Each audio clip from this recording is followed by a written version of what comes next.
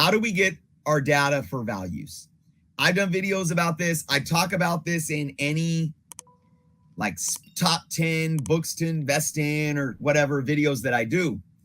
I try to give you guys knowledge in a platform for you to take notes on how to gauge value, how to research the data, and find, crunch that data to have the most appropriate fair market values calculated that you can have. So we're going to get into it. We're going to read Justin's comment and question here. Justin says, sites like Cover Price and GPA provide updated sales data on comic books, right? They do. Okay, so on Whatnot, for example, sellers don't always list what books are being sold.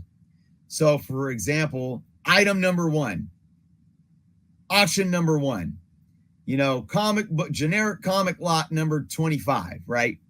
He goes on to state, with no indicator of what books are sold on the receipt for sales like this, how can we truly rely on the sales data from sites like Cover Price and GPA? Same concept could also apply to comics sold at garage sales, flea markets. Should we look at the recorded sales data on these sites as merely a sample of what the overall market is doing for a particular book? The short answer is yes, and we're going to break that down. He goes on to say this: I believe there are too many variables at play to say the sales data on these sites are 100% accurate.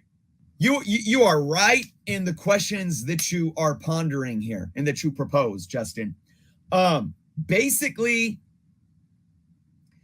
first and foremost, we have to understand that any database like Cover Price or Go Collect or even GPA for graded books, because they only do graded books, only pulls from a sample size because they only pull from certain sources. For example, Cover Price pulls from eBay Sold. They pull from My Comic Shop. I'm pretty sure they pull from Heritage and another auction site. And I know that GPA pulls from Heritage. I do believe they probably pull most. I think most of GPA stuff comes from auction sites. I do believe they pull from eBay as well. I don't quote me on that. I'm not 100% sure. The first thing to remember is that these databases are not crunching data from the entire market. So yes, you have to know that when you go into gauging your values. You have to. Also, another thing that you need to be aware of is that sometimes the data pulled into these databases is false. And I'm not saying they're falsifying data, but sometimes the algorithms grab things that shouldn't be there. For an example, there was some book that was hot a while back that I was looking at. And I mean, like the average fair market value, just say, was like around $200.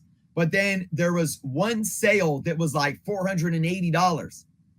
Turns out that they pulled in a sale from eBay that was of a 2-book lot of that book.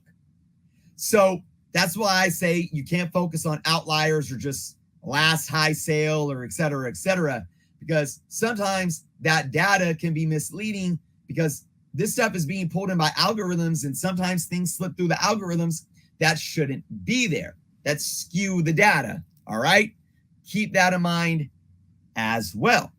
So you may then ask yourself, well, how do I know what a real fair market value is? Well, at this point in time, we never will, technically, because I don't think we will ever live in a world where LCS sales are calculated. And once upon a time, LCS sales is where the majority of comics were bought. That might be changing now, especially after COVID, but we still have a large amount. Obviously, there's still thousands of comic shops out there, brick and mortars, and thousands and thousands and thousands of books are being sold every day. Who's tallying those values? Nobody. Whatnot. Nobody's telling you whatnot. I do hope that one day Whatnot, there could be an algorithm that does grab from Whatnot, at least the sales that specify, like at least for maybe graded books. And if they are putting the listing in as, you know, Amazing Spider-Man 300 CGC 9.6 or something like that, right? That would be great if Whatnot partnered with Cover Price or GPA to allow this to happen and for all of this data to be pulled into their databases. But you have to understand that this is probably the most important thing, folks. These fair market values should be understood to simply be fair market values in their specific marketplace. And what marketplace is that? It's either online or auction houses.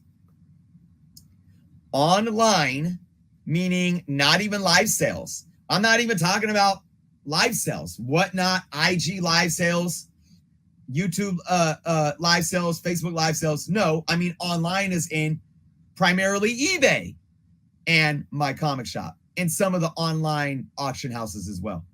Very small sample size, right? So I made videos before talking about, well, if you're in a different marketplace, the fair market value of that book might change. If you go and buy comic books from a garage sale, the fair market value may be different. Even if you're buying from an LCS, fair market value could be different. And I've talked about this before. Now, with big key books, it's a little different. This is more for your run-of-the-mill, run fillers, value books. Sometimes you're willing to pay more on eBay because you don't have to leave your house. You know, you don't got to get off your couch. You don't got to spend gas money driving to the LCS. That's why standard back issues at an LCS often, more often than not, need to have competitive prices. I'm not even going to call them fair market values because fair market value can change from day to day. It fluctuates. It's a rolling average. It's an estimate. And it depends on the marketplace. So you may be willing to pay $6 plus $5 shipping for some random, Thor book from the early 80s that isn't a key. But maybe when you go to an LCS, you don't want to pay $6 for that book. You took the time to drive, to spend gas money, to get dressed up, to shower, go drive 20 minutes to the shop. You want to pay $4 for that book. And that might be the competitive price that the LCS needs to charge to incentivize you getting up, getting your bummy butt dressed, get some shoes on and a clean shirt on, hop in your car and drive down to that shop. So there's a difference here between fair market value and competitive pricing. Make sense? Oh, yeah. See, there's a comic collector geek shows, and just sometimes there are issues. I will say this, though, too. Sometimes you can actually find better deals on big keys online in an auction on eBay or even in a live claim sale. So sometimes big keys are priced at a premium at the local LCS. So that's why, guys, fair market value is never an exact science. It fluctuates from day to day, week to week, venue to venue, marketplace to marketplace. That's why you always have to be patient. You have to do your due diligence. And you got to know what you are expecting from a sale of that book and the money that you're going to be putting down for that book. And like I always say, no matter the marketplace, the venue, whatever, don't ever hesitate to negotiate, right? Let's see. I think Pocan Joe Comic Review might have something interesting to say here. An auction can't be a point of data. It's not setting a market value because it's a matter of personal competition. You can't data point a person's emotions, at least no economic model. Okay, let's break this down. Is it Pocan Joe? I really like what you have to say here. I'm going to kind of play a little bit of devil's advocate, though. At heart, I'm agreeing with what you're saying, and I talk about this a lot, but I'm going to break this down. I'll play a little devil's advocate. Auctions absolutely can set the market value because they do. They can because they do. And do you know why they do? Because the market, you and I, consumers on the market, you know what we do? You know what we do? And I'm sure Pocan Joe, I'm sure you know this. You know what we do? We see a TV show or we see a trailer, somebody shows up, or we get a trailer or we get a casting and announcement, right? And we go ham. We go crazy. A couple people get into an auction and get into a bidding war with what are you saying here? Emotion. It's a matter of personal competition and that emotion, right? And what does that emotion do? Well, it drives this book 3 times the value of what it sold for the day before. But what do the other hundreds of consumers do? Well, they look at that auction and what it sold for. And you know what they tell themselves? Well, shoot, I better get my hands on one and I better be willing to pay that much too. And then what does it do? It sets the market because now you have everyone listing their books, putting them at buy it nows. They're looking at that FOMO'd out auction sale. And now they're pricing, say the book was selling for $120 the day before, and now it's selling for $350. Well, now all these flippers or sellers or dealers are saying, oh, I got 5 of these. I'm going to post them up on eBay. It's gotten hot. I'm going to set them for $340. Buy it now. And people are paying it. And then what does it do? It sets a new fair market value. So auctions can and do set market value, but like you say here, at least no economic model. And yes, that's how it should be. And that's what I keep trying to tell people. We aren't allowing supply to catch up with demand. We don't allow the fair market value to organically meet that economic model of supply and demand.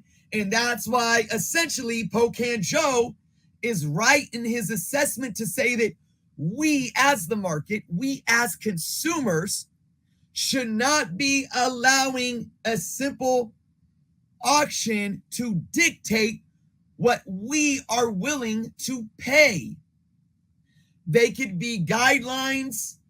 They are indicators of a type of market, but we allow it to influence us so much that it shouldn't. Here's an example of a proper economic model. This book that was selling for $120. I mean, look, even buy it nows can. No economic model is perfect, and there's always going to be emotion involved. But say this book was selling for $120. And you get everyone flooding the market with buy it now books now that it got hot because of a trailer or cameo appearance in an MCU show or something.